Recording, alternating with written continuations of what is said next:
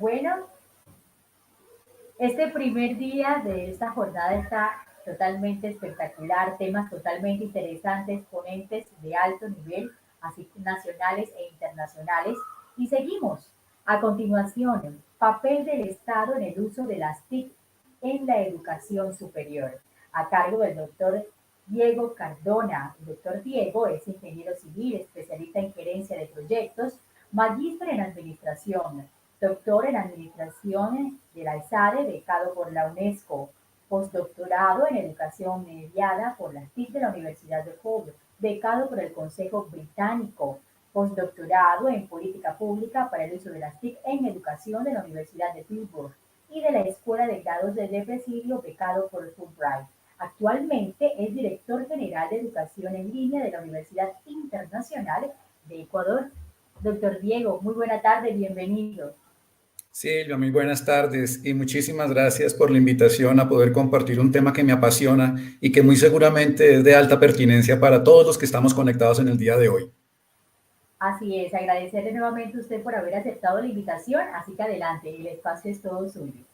Muchísimas gracias. Voy a empezar a compartir mi pantalla porque pues, la Perfecto. idea es que podamos interactuar, que esto no sea simple y llanamente una presentación de mi parte, sino que sea una conversación.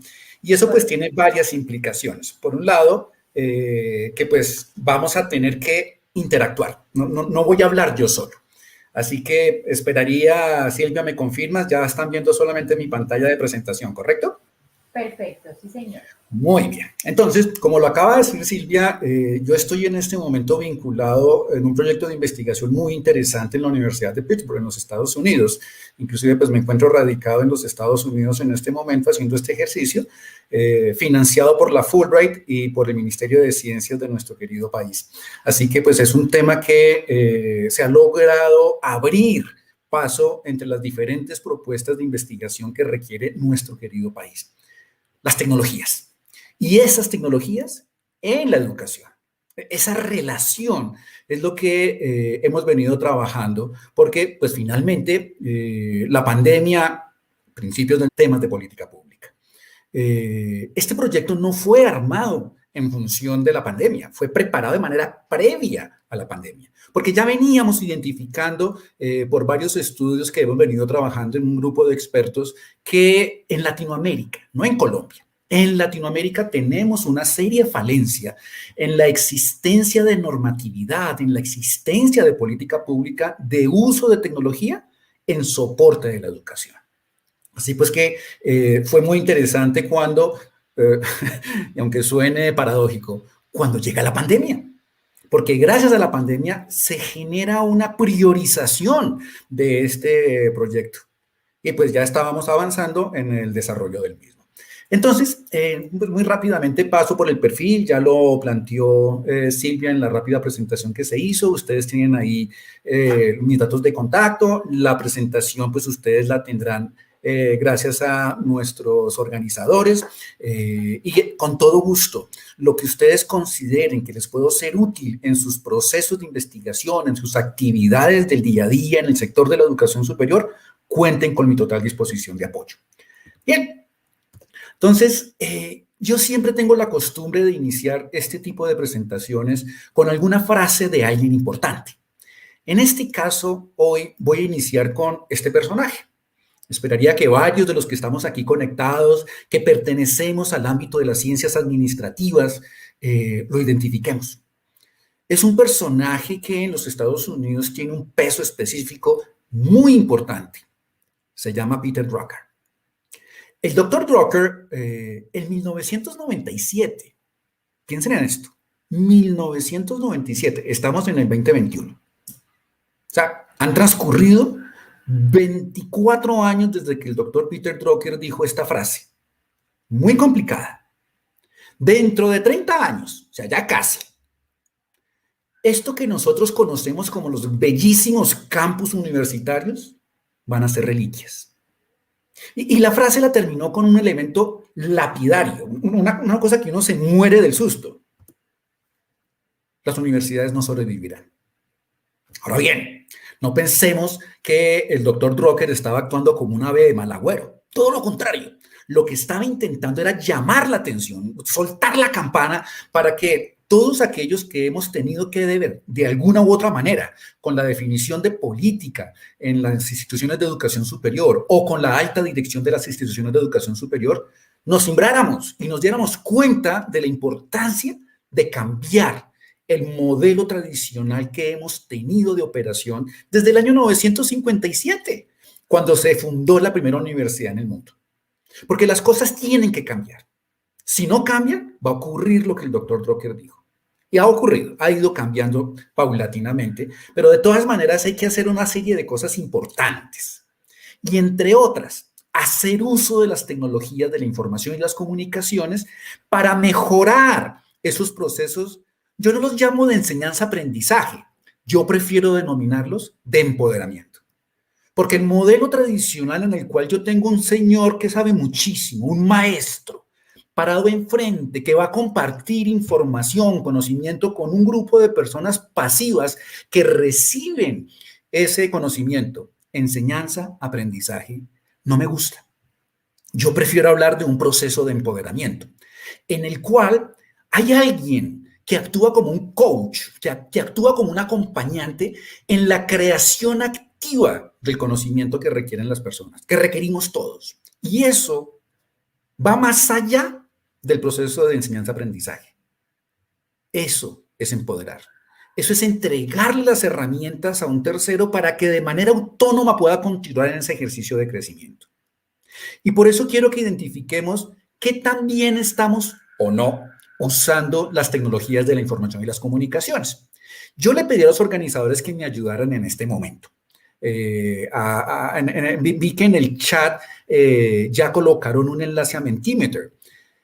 Los que tengan lector de códigos QR en estos aparaticos, creo que una buena cantidad de nosotros ya tenemos, si no la totalidad, una buena cantidad, teléfonos inteligentes. Yo no sé qué tan inteligentes sean, pero pues así los llamamos. Así que van a poder leer ese código QR que tenemos allí. Y ese código QR los va a llevar a un sistema de interacción, de trabajo colaborativo. De pronto varios de ustedes lo conocen, se llama Mentimeter. Y allí yo quiero que me ayuden identificando qué tan bien hemos utilizado el potencial de las tecnologías de la información y las comunicaciones en la educación. Me disculpo por si alguno de ustedes tiene inconveniente con el tema de que la presentación está hecha en inglés. Como les cuento, esto es parte de los resultados del proyecto de investigación que estoy realizando en los Estados Unidos, así que pues lo que hago es utilizar las herramientas y los materiales que he venido desarrollando. Para bien o para mal, están en inglés. Sin embargo, pues la presentación la estoy haciendo en español y esperaría que no tuviésemos inconveniente. ¿Qué es lo que quiero que ingresen? Hacen lectura de ese código QR. Entiendo, y Silvia, tú me confirmas, en el chat que todos están viendo a través de YouTube, ahí encontraron el enlace también. Si no tienen lector de QR, tienen la posibilidad de hacerle clic en el enlace que ya se compartió en el chat. Silvia, ¿me confirmas si quedó ya compartido? Sí, señor, ya lo están compartiendo, así que quien no pueda leer el código QR puede ingresar al link que se está colocando en el chat. Listos. Y entonces lo que necesito es que ustedes me digan ahí, desde su perspectiva personal, qué tan bien en nuestras instituciones estamos haciendo uso de las ventajas que nos ofrece las tecnologías de la información y las comunicaciones en nuestra labor diaria, en nuestro ejercicio continuo de empoderamiento, de formación, de enseñanza-aprendizaje. Vamos a ver los resultados, porque esto es en línea. Vamos a ver de qué manera ustedes me están respondiendo a mi pregunta. Y fíjense, entonces aquí lo que vamos a ver es esto. Ya tenemos 5 personas. 5 personas. Ahora, esperaría que tuviésemos mucho más de 5 personas conectadas en este momento.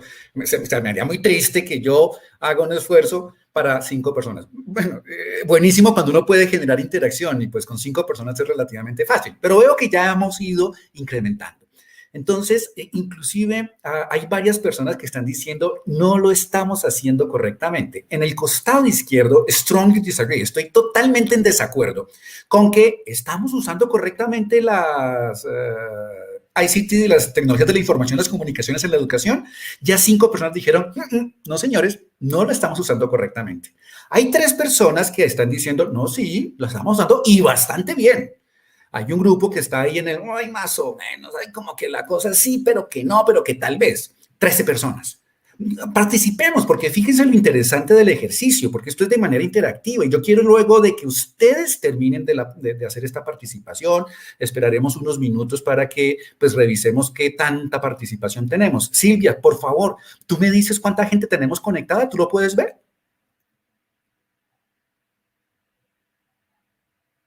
¿O no te queda fácil, Silvia, que me digas cuántas son las Ya personas? voy a verificar. Sí, porque me interesa saber si pues somos 30 personas y ya llevamos 16 participaciones, vamos bastante bien, pero si somos 120 personas y estamos solamente Me 16 salen, participaciones, me salen que tenemos en el momento 42 personas conectadas. bueno, vamos bastante bien, así que voy a esperar un par de participaciones adicionales para que luego terminemos. Dense cuenta que en este momento el promedio de las participaciones es de 2.6. Así que un par de participaciones más, por favor. ¿Qué significa 2.6 en este momento? Que no creemos que las estemos usando correctamente. Sí, algunas personas sí consideramos que la estamos usando correctamente, pero un buen porcentaje, más de la mitad, está diciendo, ¿sabe qué? No estamos usando correctamente las tecnologías de la información y las comunicaciones en la educación. Y eso lo estamos diciendo nosotros, aquí, conectados, en vivo.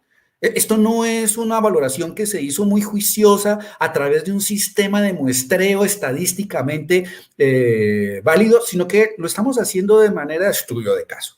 Pero eso es importante, porque estos estudios de caso nos dan la percepción. Y los que estamos aquí conectados, si no la totalidad, la gran mayoría, estamos vinculados de una u otra manera con el entorno de la educación. Vamos a irnos entonces con lo que ya tenemos. ¿Qué significa? Que el total de las participaciones que llevamos, 20, más o menos el 50% de los que estamos conectados, de 2.7. Significa que creemos que no lo estamos usando correctamente. La mitad, y estamos detrás de la mitad. Nosotros creemos que no lo estamos haciendo correctamente. Eso significa, uy, ¿qué pasa? Y veámoslo, porque esto coincide con lo que normalmente está pasando en el entorno. Fíjense en esto. Este proyecto, como les cuento, comenzó a operar antes de la pandemia. En octubre del 2019 estábamos preparando los documentos que se mandaron a la Fulbright para su evaluación. Y verificamos, oiga, en ese momento no preguntamos si estábamos preparados para el COVID-19. En ese momento preguntamos si estábamos preparados para hacer uso de tecnología en la educación.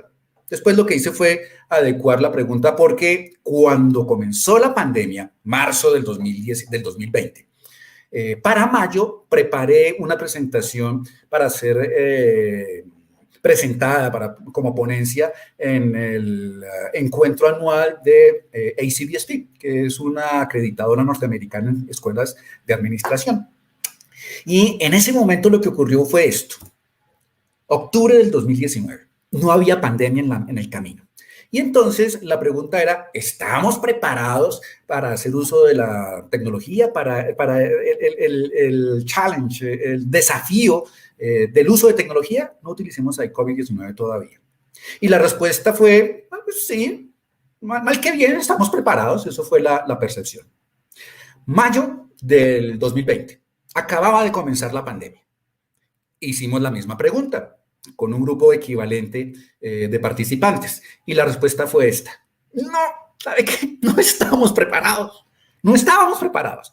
Antes de que tuviéramos la obligación de hacer uso de tecnología en la educación, decíamos, sí, estamos medianamente preparados, estamos preparados. Cuando ya nos tocó hacer uso de las herramientas tecnológicas para responder a la coyuntura pandémica, la respuesta fue, uy, no, ¿sabe qué? No estábamos preparados. Acabo de realizar una contrastación, dado que iba a presentarlo con ustedes. Más de un año después, o sea, casi año y medio de haberse iniciado esta situación, volvimos y preguntamos, ¿estábamos preparados para el COVID-19 en la perspectiva de responder con tecnología? Y la respuesta fue aún más marcada. No, definitivamente no. En mayo del 2020 apenas el 45% dijo que no. En este momento el 60% de los encuestados dijo no, no, ¿sabe qué? No estábamos preparados.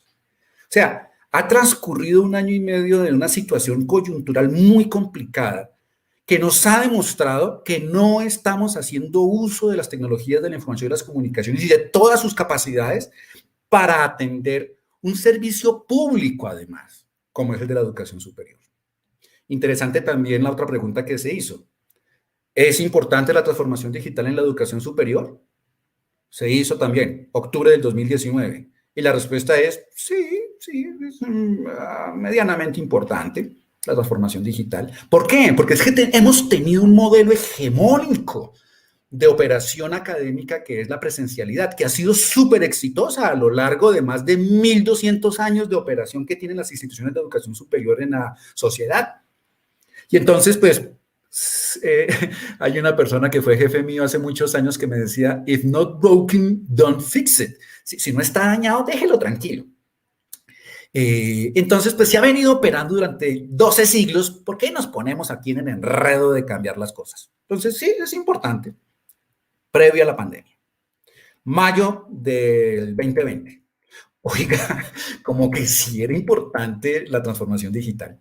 Como que sí, como que la cosa sí teníamos que haberla visto con cuidado. Pregunté entonces hace un par de semanas y la respuesta fue aún más contundente. Después de año y medio de estar viviendo el dolor de cabeza, de no poder operar en nuestro modelo hegemónico de la presencialidad, del face to face, como se dice en inglés, la casi totalidad de las personas están de acuerdo en que sí, es fundamental, es muy importante. Fíjense cómo la respuesta muy importante sube de poco más del 8% al 35%. Y pues todo el resto de elementos también fueron subiendo sustancialmente. La importancia puede que cayera un tricito, pero subió, que era muy, muy importante. La tecnología hoy puede sonar un lugar común. Hoy puede decir, pero Diego, ¿de qué me estás hablando? Si eso es obvio. Pues fíjense cómo en el 2019, hace menos de año y medio, no era tan claro. Ahora bien, cosa importante, la tecnología no es educación virtual. Trasciende a la operación académica e impacta también a todos los elementos administrativos de apoyo que debemos tener como instituciones de educación. Y adicionalmente impacta no solamente la institución de educación superior, sino que también impacta a la base sobre la cual estamos parados, la sociedad, los padres de familia, los posibles aspirantes a los programas. Porque es que tenemos que generar en ellos la capacidad o debemos asegurar que tienen las competencias para poder asumir el desafío de la formación soportada con tecnologías. Porque no todo el mundo tiene esas capacidades, inclusive los docentes. Podemos ser excelentes docentes en la presencialidad y un desastre en la virtualidad. Hay un libro muy bello, Marshall Goldsmith es el autor, Lo que te trajo aquí no te llevará allá. Búsquenlo, es un libro muy interesante. Más o menos lo que está diciendo a lo largo del texto es, el éxito pasado no te asegurará el éxito futuro. Yo en varias ocasiones hago ejemplos del estilo grandes empresas, organizaciones que hoy ya no existen. Por ejemplo, Blockbuster. Creo que varios de los que estamos aquí conectados fuimos a las tiendas de Blockbuster a sacar el video, a sacar el VHS, no, peor, el beta, sacar la cinta de Betamax, ir y verlo en nuestra casa y luego devolverla. Eran los dueños y señores de el entretenimiento a través del video. Hoy no existen, no existen. Peor, hay una empresa aérea gigantesca, Panam. Hoy no existe. Muchos de ustedes de pronto ni siquiera la reconocen. Panam fue la aerolínea más importante del mundo. Hoy no existe. ¿Y por qué no existe? Porque no se dieron cuenta de la importancia del uso de las tecnologías y de la evolución que tienen las tecnologías. Y porque la gente, la sociedad, hace uso de ellas. ¿Por qué? Porque tienen las competencias. Pero no todo el mundo las tiene. Entonces debemos actuar para lograr generar esas competencias. Y la responsabilidad no solamente está en las instituciones de educación superior. Ahí entra un elemento clave de esta conferencia, el Estado. Porque es que el Estado debe generar ese marco normativo desde el cual debemos actuar en la expectativa de ser pertinentes para la sociedad. Porque si no somos pertinentes para la sociedad, estamos metidos en un problema muy complicado. pero que muy complicado. Si no somos pertinentes, vamos a hacer los Panam dentro de un año. Si no somos pertinentes, dentro de un par de años, como lo predijo el doctor Drucker, ya no existiremos. Escuchemos un par de expertos interesantes. Hay una persona, el doctor Luis Umaña. Tengo varios, por tiempos me voy a quedar con dos nomás. Una, la del doctor Luis Umaña. El doctor Luis Umaña fue el generador, el inventor del programa Erasmus de movilidad europea. Piensen en eso. Él fue el responsable de que se realizara ese programa tan bello de movilidad que tiene Europa. Dentro del convenio de Bolonia, de pronto algunos de los que estamos aquí conectados hemos sido beneficiarios de los convenios de Bolonia para poder estudiar en diferentes lugares de Europa de manera totalmente transparente. Qué vaina que en Latinoamérica, en nuestro hemisferio, aún no tengamos un acuerdo de esas características. El doctor Umaña vivió aquí en Colombia un periodo. Estuvo de rector de una importante universidad en el país y gracias a eso hicimos una muy cercana amistad. Voy a pasar solamente uno de los videos. Silvia, creo que cometí un error cuando fui a compartir y es que no puse a poner sonido. Por favor, me confirma si se está escuchando sonido. Si no, paso derecho. Silvia, ponle mucho cuidado. Ahí va. No.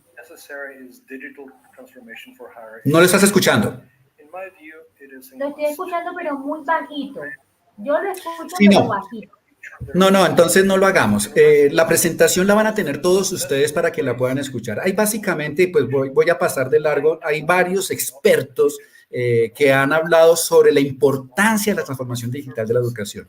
El doctor Umaña básicamente lo que está diciendo es que, miren, es fundamental. Es como en los 80s, si se le preguntaba a las empresas de telefonía celular, de telefonía, no celular, de telefonía, si era importante los teléfonos celulares móviles. En ese momento muchas organizaciones decían, pero ¿para qué? Sin embargo, hoy es clarísimo que empresas de telefonía que no estén operando con los celulares están desapareciendo o ya desaparecieron. Yo creo que hoy no existe ni una sola empresa de telefonía que no tenga sistemas móviles.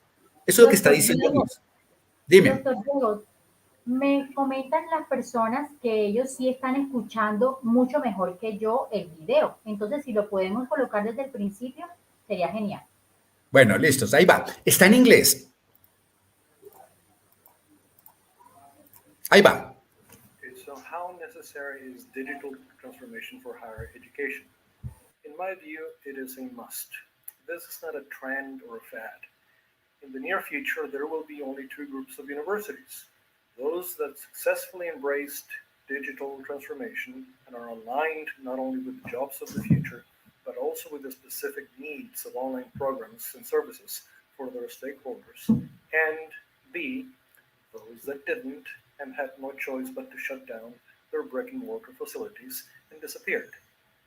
To make a metaphor, imagine it is 1987 and you are a telephone company. You are deciding whether cell phones are necessary for telecoms in the future. Okay, now imagine 30 years have passed and someone asks you a similar question and they say, imagine it is 2020 and you are a university. You are deciding whether digital transformation is necessary for higher ed in the future.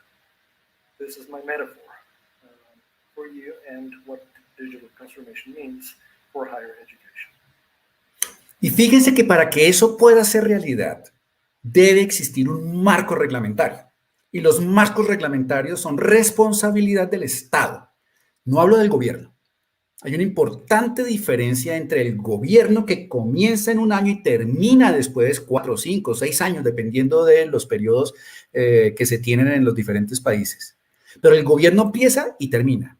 El Estado permanece. Y las políticas públicas deben ser de Estado porque deben permanecer.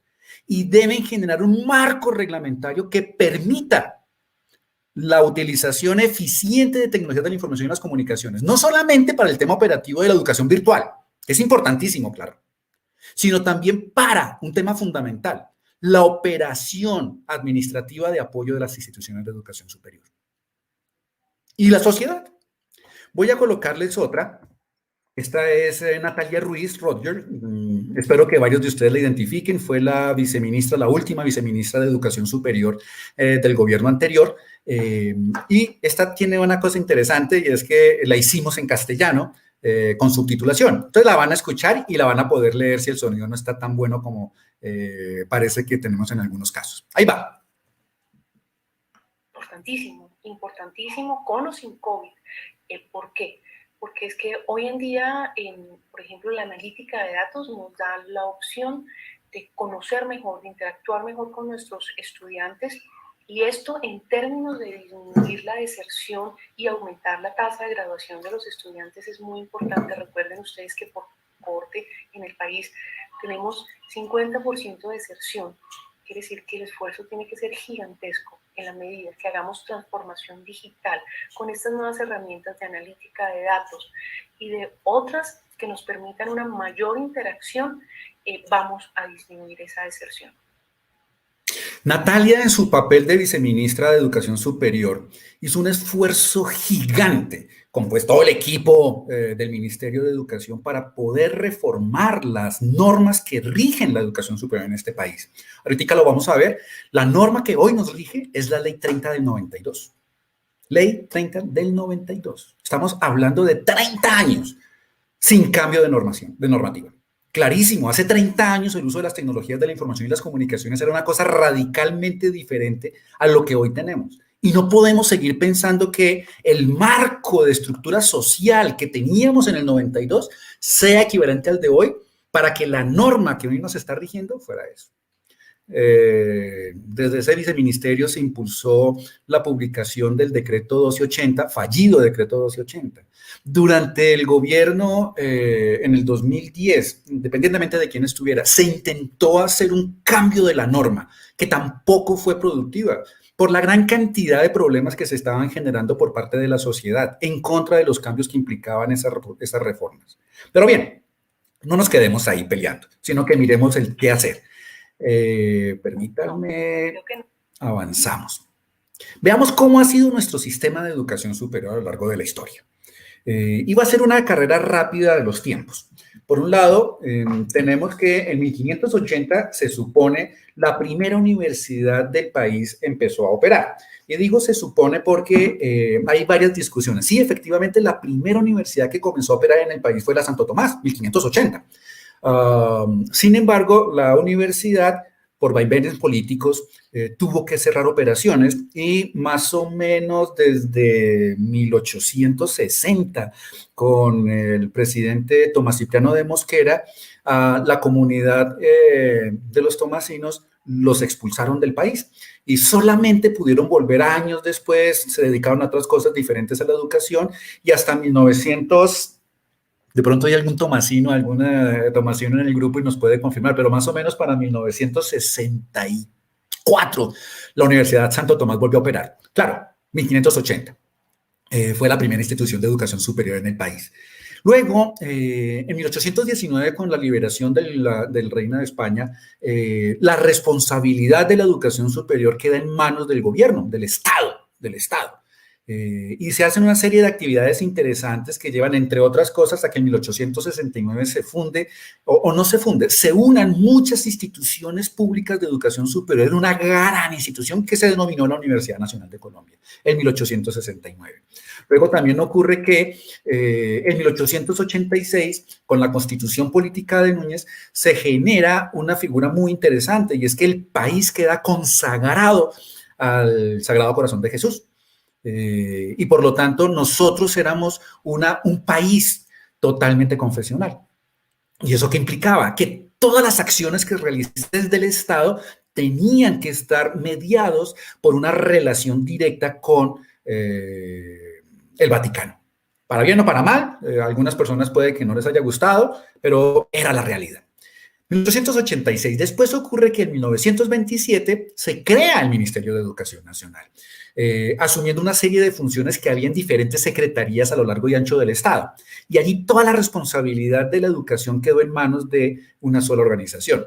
En 1991, varios lo vivimos, algunos de ustedes ni siquiera habían nacido, con la constitución política que se hizo en ese momento, se le dio una gran autonomía a las instituciones de educación superior.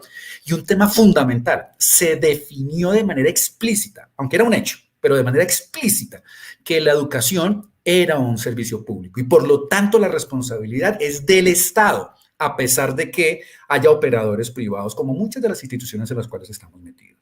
En el 92 se da la Ley 30, que le da una gran cantidad de elementos normativos de marco. Pero interesante, ahorita lo vamos a ver, ni una mención al uso de tecnología. Ni una, nada, por ninguna parte. En el 2003 se crea el Viceministerio de Educación Superior por el decreto 2230. No existía un Viceministerio de Educación Superior. Toda la responsabilidad de la educación superior estaba en una organización que existe aún, el Instituto Colombiano de Fomento a la Educación Superior, ICFES. Hoy, el ICFES tiene una responsabilidad muy importante que es la evaluación de los resultados de aprendizaje. Clarísimo elemento del decreto 1330 que seguramente varios de ustedes han tenido que vivir. En el 2013 se expide el decreto 2566, donde se dan los elementos claves para lo que son los registros calificados. Y ahí, por primera ocasión, se menciona la modalidad virtual como una alternativa de mediación académica. Luego, en el 2008, la ley 1188 por ninguna parte lo menciona. Nada de educación virtual. En el 2009, el 1286 también hace una gran cantidad de referencias, ahí es la transformación del ICFES. Luego hay una gran cantidad de elementicos asociados al Ministerio de Ciencia y Tecnología. En ese momento, Colciencias, de ser un instituto descentralizado, pasa a ser departamento administrativo, que es un elemento clave en el sistema de educación superior. En el 2010, el 1295 lo que hace es actualizar el 2566. Y luego en el 2015, se hace una compilación en el decreto 1075. El 1295 nuevamente hace unas referencias a lo que es la educación virtual como modalidad, pero no genera realmente unos lineamientos específicos reglamentarios de obligatorio cumplimiento. No lo ha hecho, nunca se ha hecho. En el 2018, como les decía, bajo el liderazgo de Natalia, a quien acabamos de escuchar, se expide el decreto 1280, que por algunos problemas que miraremos ahorita, no fue exitoso. Luego, el 2389 hace que el decreto 1280 quede en stand-by y en el 1951 se hacen unas extensiones importantes al tema. Y el decreto 1330, finalmente, lo que hacen es derogar el 1280 y colocar una gran cantidad de elementos importantísimos a lo que son las condiciones de calidad. Eso es un marco reglamentario. Todos estos elementicos son una política pública. Importante. ¿Y qué tanta política pública tenemos en educación mediada con tecnología? Para los decretos reglamentarios, para la reglamentación del 1330, pues han salido varias resoluciones. No son decretos ni leyes, pero son resoluciones importantes. Condiciones de calidad institucional y condiciones de calidad de los programas. Interesante. Aquí hay un tema también importante. Para el 2011, 2010, 2011, se intentó una reforma de la Ley 30. Fallida. La MANE no estuvo de acuerdo, todo el entorno estuvo muy en desacuerdo, fundamentalmente en un tema clave, en mi perspectiva, y era que se pedía o se daba la posibilidad de que las instituciones de educación superior tuviesen ánimo de lucro. En países como los Estados Unidos es perfectamente normal y aceptable que las instituciones de educación superior tengan ánimo de lucro, generen profit, generen retorno sobre la inversión. Todo este marco reglamentario que acabamos de ver, que ha sido fundamentalmente generado por el Estado a través de procesos de gobernabilidad, ha generado una serie de estructuras. Y nuestro sistema de aproximadamente 300 instituciones de educación superior, pues tiene muy poquito en doctorados y muchísimo en programas de especializaciones y de, obviamente, pregrados, en diferentes áreas del conocimiento. Allí también el 72% de nuestras instituciones están regidas por instituciones privadas y acreditadas en este momento está el 20%, un poquito más del 20%. Esto ha ido mejorando mucho en el último año, gracias a los procesos que se están realizando por las instituciones y por el sistema.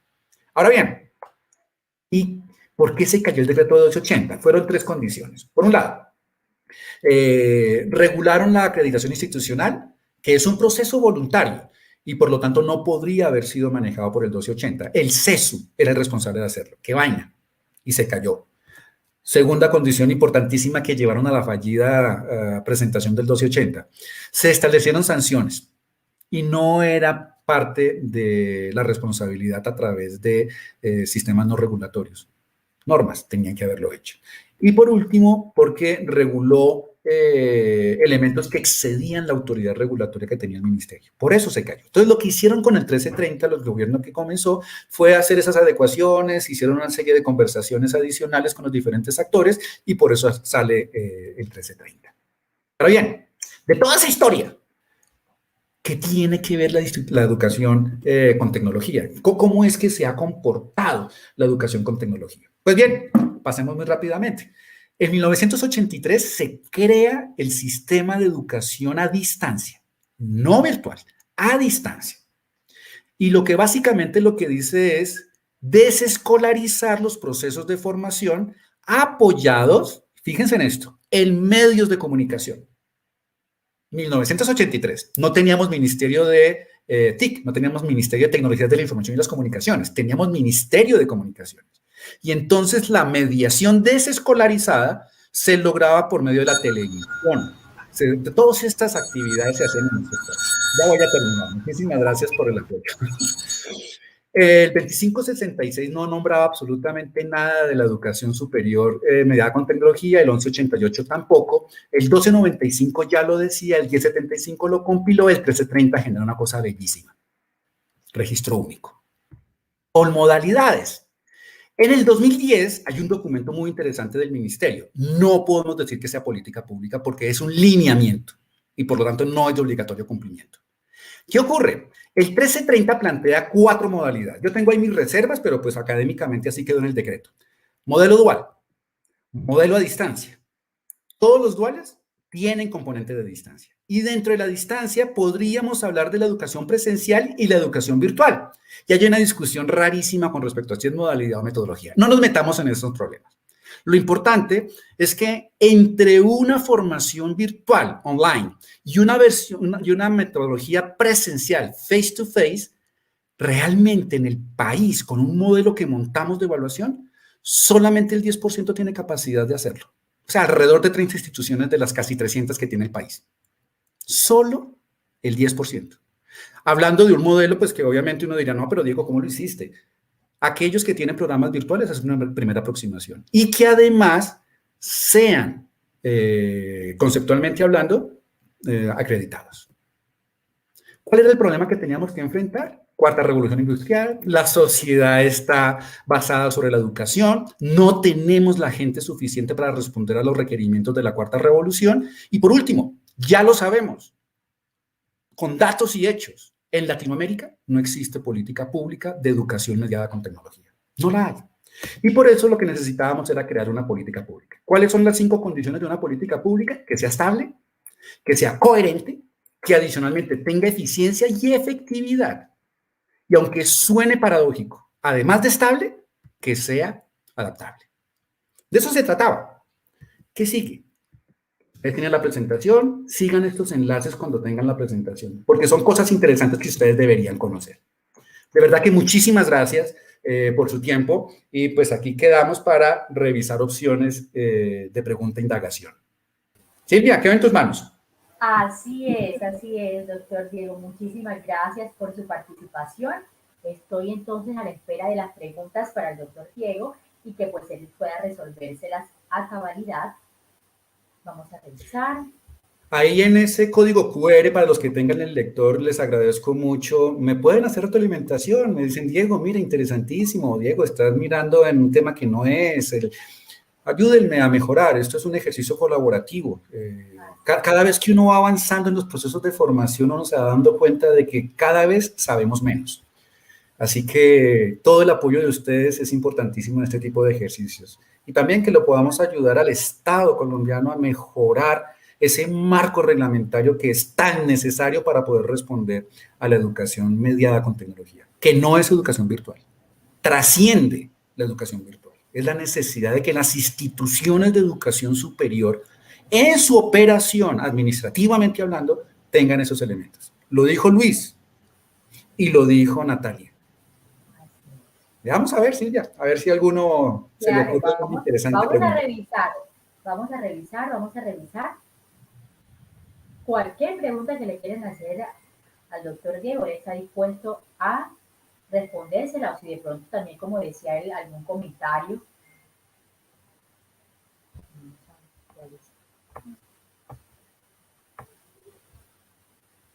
Uno de los temas interesantes también es que esto no es una situación única y exclusivamente de Colombia, es una situación que está claramente identificada para el hemisferio. La gran mayoría de las instituciones, de los estados en el hemisferio, en Latinoamérica, sí hablan de política pública, clarísimo, sí hablan de educación, clarísimo, pero muy pocas hacen referencia a cómo utilizar la tecnología y todas las funcionalidades que ella nos oferta para potenciar el ejercicio de empoderamiento que tenemos como responsabilidad social nosotros. Bueno, vamos a ver si aparecen las preguntas. Al parecer todo les quedó totalmente claro.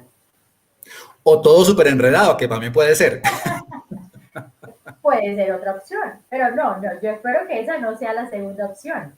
Sino que Esperemos que así sea. Que todo nos haya quedado totalmente claro. Esperemos que así sea, que no sea simple y llanamente que no estamos entendiendo. Imagínense, no, sé que no.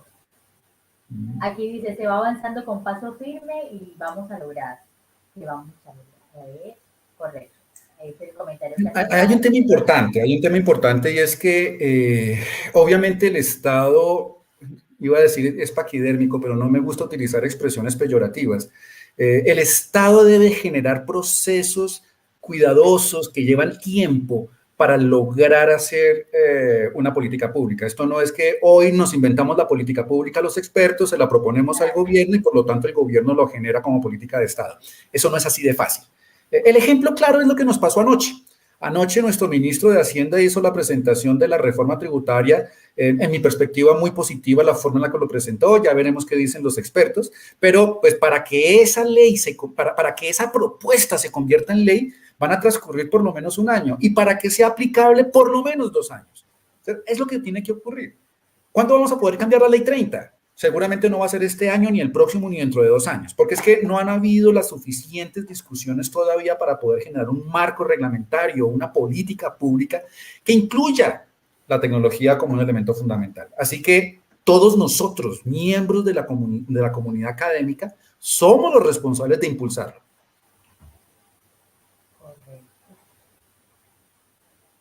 Bueno, no aparecieron esas preguntas. Eso está pues, todo quedó claro. Hay de todas maneras, quedaron mis contactos para aquellos que quieran interactuar conmigo en estos ejercicios, me interesaría muchísimo y como les decía, esto es un proceso conjunto de elaboración. Los procesos colaborativos son los exitosos. De verdad que muchísimas gracias Silvia, muchísimas gracias al decano, muchísimas gracias a nuestro director de investigaciones con los cuales hemos tenido ya una larga relación. Desde mi época de Caribe, yo estuve muchos años viviendo allá en la costa Caribe como decano en las escuelas de negocios más importantes. Así que me siento en casa cuando estoy en la Universidad de Cartagena. No, y el próximo año esperemos tenerlo presencialmente. Pues hace 3 años estuvimos allá, ¿no? Perdón, hace 2 años estuvimos allá. Correcto, así es. Entonces, hace 2 años estuvimos allí. Para el próximo año. Bueno, en la próxima jornada lo veremos. Feliz tarde, señor Diego, doctor Diego, que esté muy bien.